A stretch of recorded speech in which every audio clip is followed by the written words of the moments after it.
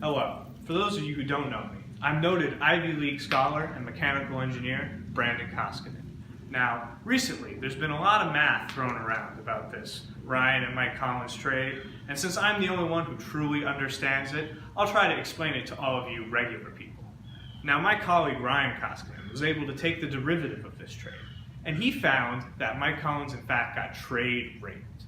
I'm going to attempt to prove this assertion by taking the integral of the trade and representing it graphically over here. Now, there's a lot of complicated math involved with taking this integral, and since I'm sure you don't understand it, we're just going to skip all that, and you're going to have to believe me when I say that the integral of this trade can be represented by three distinct circles.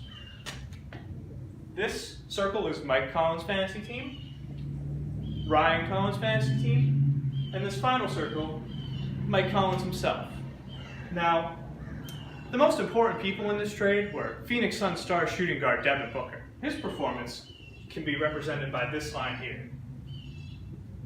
The other important player was Detroit Pistons star center Andre Drummond. His performance will be represented by this line here. Now, since these two swap teams, the two graphs will meet at a vertex in the middle.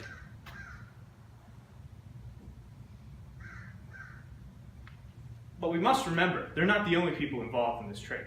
3 players on each team were involved. Therefore, we need to account for them with 3 distinct lines, showing whether or not their performance will increase or decrease, or stay the same after this trade.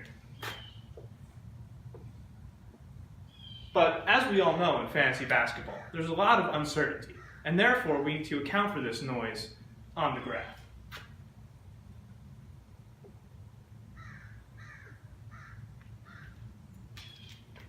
As you can see, the only accurate way to mathematically represent this trade is through a penis ejaculating on Michael Collins' face, which he seems to enjoy quite a bit. I think this proves, beyond any reasonable doubt, that Michael Collins, in fact, was trade raped.